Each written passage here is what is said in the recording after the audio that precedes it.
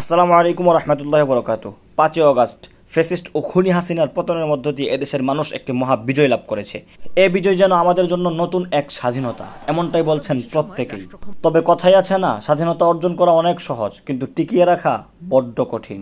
আইন শৃঙ্খলা বাহিনীর একটা বিরাট অংশের অনুপস্থিতির কারণে বর্তমান সময়ে দেশের বিভিন্ন জায়গায় আমরা অরাজকতা ও বিশৃঙ্খলার সংবাদ পাচ্ছি।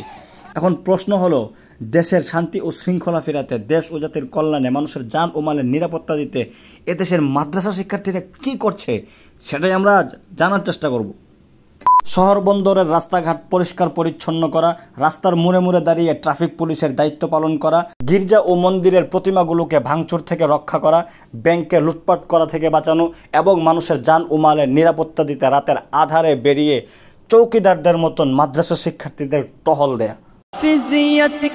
এই চিত্রটা একবার দেখুন। যখন মাদ্রাসা শিক্ষার্থীরা গির্জার গেটের সামনে দাঁড়িয়েছিল তখন বাজে প্রায় 1টারও বেশি। এত রাতে গির্জা মন্দির পাহারা দেয়া, রাস্তার মুড়ে মুড়ে দাঁড়িয়ে মানুষের জান ও মালের নিরাপত্তা নিশ্চিত করা, গাড়ি সুন্দরভাবে চলাফেরা করার জন্য ট্রাফিক পুলিশের দায়িত্ব পালন করা, এছাড়াও সরকারি বেসরকারি স্থাপনাগুলোর নিরাপত্তা দেয়া, হাসপাতালগুলোকে দেখাশোনা করা, প্রায় নদ্দা থেকে রামপুরা পর্যন্ত জামিয়া মাদানিয়া বাড়িধারা শিক্ষার্থীদের এই সমস্ত কার্যকলাপ আমি গতকাল রাতে পর্যবেক্ষণ করেছিলাম সারা রাত ব্যাপী।